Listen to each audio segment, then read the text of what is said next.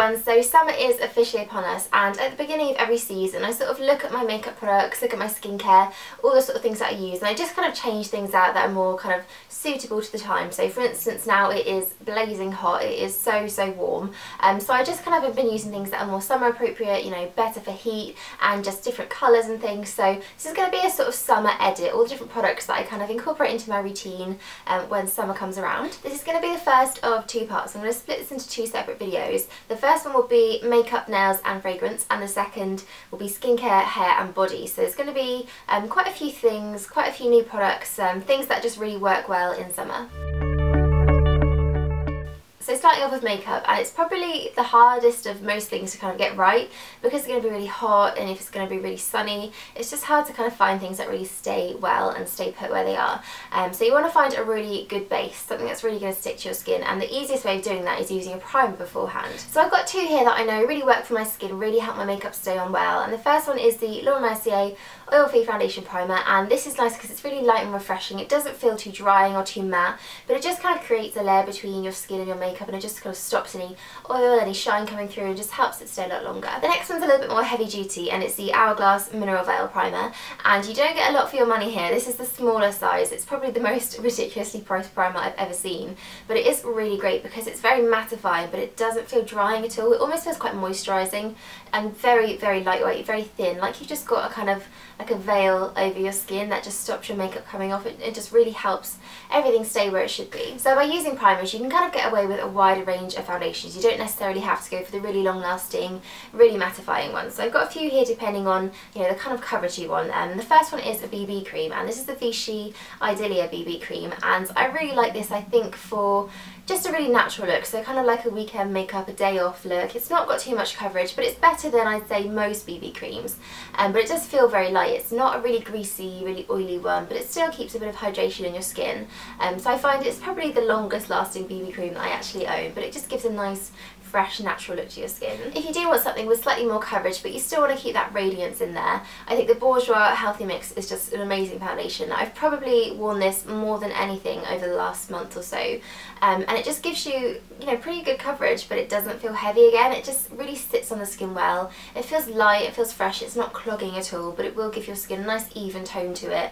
It doesn't last, you know, quite as long, but like I say, with the primer underneath it will stay a bit better, but it's a really nice everyday foundation, this one. If you do really struggle though to keep your makeup on, I think I found the perfect kind of long-lasting lightweight foundation, and it's Double Wear Light, and I always kind of kept looking at this and I was slightly hesitant to get it because, as you know, Double Wear is a really full coverage thick foundation, but actually this is a very lightweight finish. It has the same kind of, I want to say, like setting power as Double Wear. You can kind of feel it drying down and really sticking to the skin, but it just gives you a really light coverage. It doesn't feel heavy, it doesn't feel like you're being suffocated like you can do with some foundations.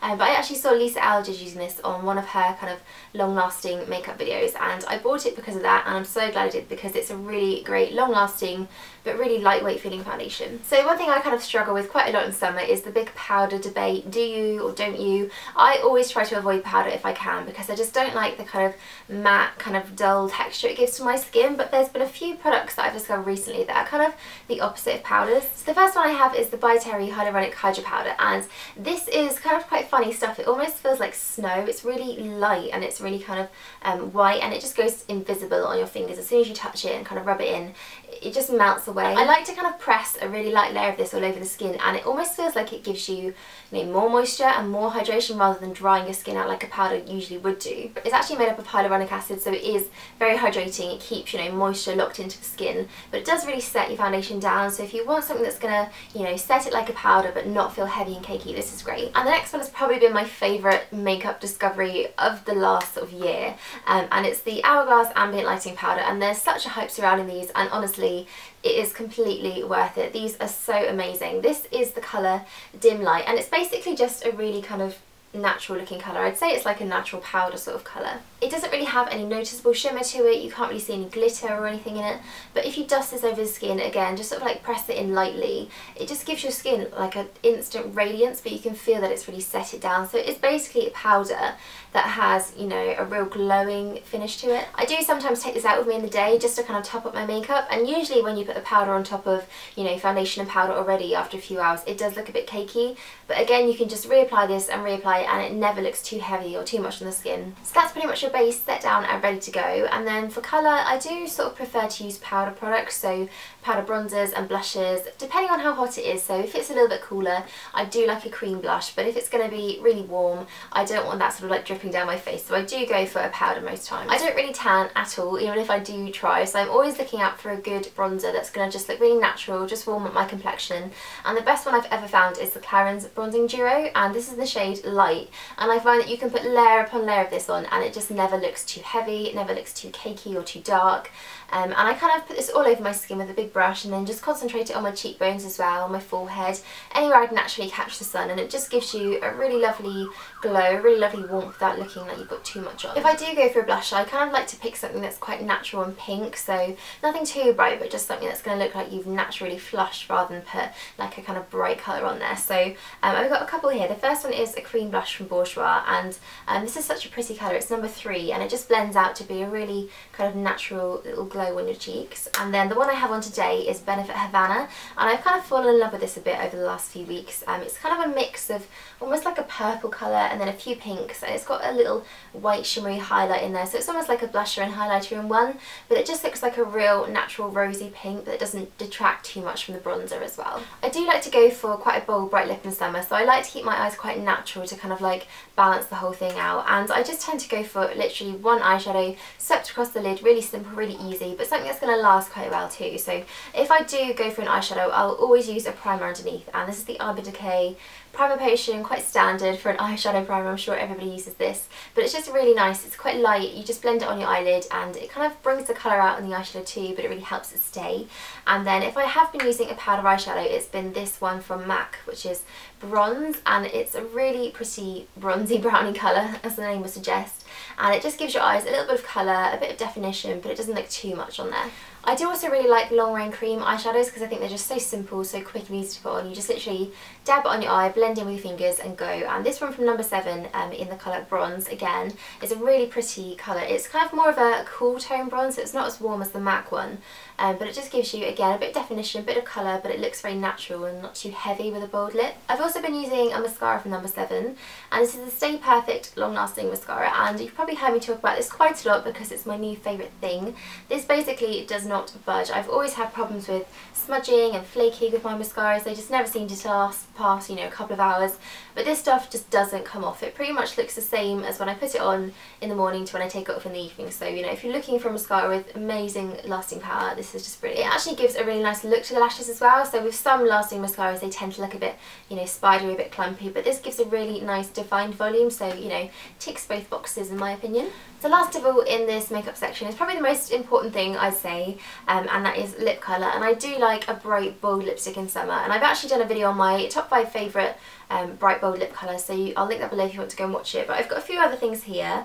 They've actually just brought out, I think, the Maybelline Baby Lips in England. Don't get too excited, although I did. These ones I actually ordered from America, but I think as I speak they're going to stores. So this week, you know, end of July, beginning of August, you should be able to get hold of them. But I've got a couple here. These are the colours Cherry Me, Coral Crush and Melon Mania. And these are really nice if you don't want anything too heavy. So they're pretty much lip balms, but they have a really kind of good colour pigment in them too. So they give your lips a nice, you know, tint of colour as well. So they're really great if you get quite dry lips in the hot weather, and they also smell amazing, really fruity, really summery, so they kind of get you in the summer mood as well. I will just quickly mention a couple of bold ones. The one I have on today is kind of quite a recent purchase, so it wasn't in my last video, but it's MAC Impassioned, and it is just a bright, bright pink. It's kind of similar to Girl About Town, which I do have, but it's just got slightly more of a warm corally edge, whereas that one's got more of a bluey undertone, so I think it's just such a nice pink shade.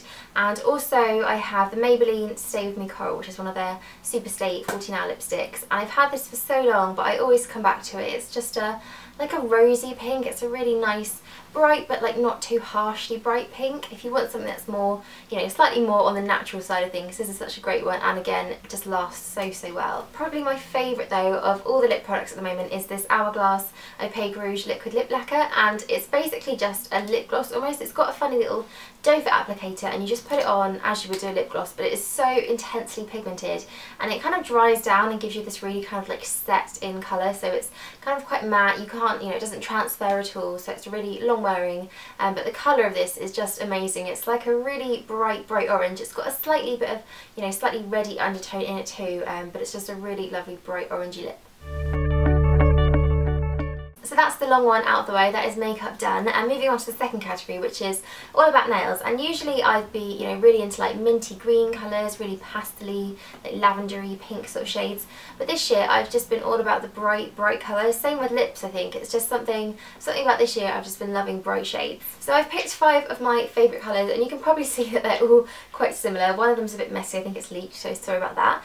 But starting off with my favourite one, and it has to be Essie Watermelon, and this is never a shade I would have usually gone for. It's a really kind of bright pink. It's got sort of like a purpley blue undertone, but it's just a really lovely shade on the nails. It kind of matches my lipstick a little bit as well, so I've been a bit matchy today. It's just a really bright, kind of fun, pretty colour. Not the sort of thing I'd usually go for, but I've been really loving it at the moment. And then another one from Essie, which is the one that's kind of spilled all over my carpet at the moment, is Fear and Desire, and I think this is from their last year's summer collection, so I'm not sure you can still get hold of it. I'm sure there'll be something quite similar, but it is a really intense, bright, pure orange, and I love this on my toes. I think it's just a really nice, like, bright shade for that. There's something about an orange nail polish that I always really go for, and it's almost bordering on neon, so yeah, a really bright, intense one, that. The next one though is pretty much a bright neon, and this is Nails Inc Portobello, so if you're looking for a really bright, pretty much like glowing shade for your nails, this is a really nice one. It's kind of pink, it's like a corally pink, I'd say. It's quite warm. I think this one would look amazing with a tan. Now when it comes to nail colours, I am really not a red person. It just doesn't suit me. It makes my skin tone look really strange, but I've actually been really loving one, and this is the Rimmel Salon Pro with Lycra. This is one of the Kate Moss colours, and it's called Hip Hop, and it's kind of like an orangey red, so it's still pretty much like a bright red on the nails, but it has a slight kind of orange undertone to it, and it's just really pretty. It's really bright, it's really quite intense, but I'm really surprised that I've actually been liking a red colour, and I've been wanting to wear this all the time. So if you're looking for a red and you don't really suit them all that often, try this one out. It's really nice. And then last of all, one kind of slightly pastel shade has sort of slipped in here, and this is the Simple Colours nail varnish in Island Coral, and it's again a really pretty pink. You're probably sick of me saying the word pink by now, but I really like these nail varnishes. They're only $1.99, but the lasting power and the formula and the finish of them are just really great, so they're really worth getting, and they're so cheap. They do have a really great range of summer colours out at the moment, and this is my favourite one of all of those. But it just gives your nails a really pretty look to them. It's slightly pastel, but still quite bright, although not as bright as some of the other ones, but that's my favourite kind of muted down summer colour. The last category in this video is going to be fragrances, and when it comes to like perfumes and smells and things in summer, I can be a bit funny with them. They tend to give me like a headache, or they can make me feel sick sometimes, so I'm kind of quite particular about my smells. I don't know if that is just me, but if you are similar and you know you don't like anything too heavy, this is a great one. This is Molecule 01 from Eccentric Molecules, and it kind of doesn't really have too much of a noticeable smell to it, so when you're wearing it on yourself you only get like a slight like vague fragrance. It's supposed to kind of work with your natural scent and give off like a really lovely sweet smell, but a lot of people say that they can't actually notice it on themselves, so it's great if you want to be smelling nice and fresh, but you don't want anything too heavy in your own nose. It's also great for layering too, so putting this on and then something on top just really adds to the smell of it. It just really tailors it to your own scent. Another really summery fresh scent that I've been loving is Philosopos from Diptyque, and this is a really figgy smell. It's kind of quite different to your average summer fresh scent. It's quite deep and musky, but it is still really light and refreshing, so it's a nice one to wear if you don't like those really sweet and sickly perfumes. And then last of all I have Bronze Goddess from Estée Lauder, and this is probably, I'd say, my favourite of the three at the moment. It's just edging it, and it's a really lovely kind of warm coconutty smell. It smells just like summer holidays, and whenever they've brought this out in previous years I've kind of smelt it but never been too excited about it, but this year as soon as I smelt it there was just something about it. I don't know if they've changed the fragrance slightly, but I had to have it, and it just is really, you know, warm and refreshing. It's quite deep, it's not the lightest of perfumes, but it will make you feel like you are on holiday. So that is the end of the first part of my summer edit. I hope you enjoyed that. The next one will be up in a few days time, and it'll be all about hair care, skincare and body products. So I hope you enjoyed watching that. I hope you watch the next one as well if you want to see a bit more about my summer products, and I will see you all soon.